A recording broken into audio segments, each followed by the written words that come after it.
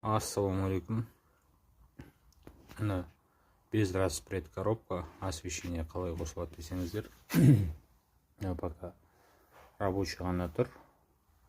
Питающий бір кабель келеді автоматтан. Розеткаға келіп тұр.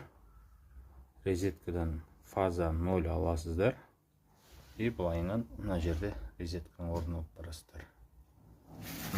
Мынау освещениеден келіп тұрған кабель.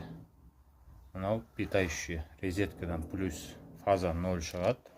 0 прямой освещениеге жалғанады. Фаза мына жерден астынан келген фаза мен освещениенің фазасы включательге қосылады. Арты былай как обычно. Міне қазір жанып тұр. Өшті, жанды. Осындай болады. Черновой вариант. Мұнда енді кішкене қашағып жүрген монтаж кабель басқа біреулер тартқан.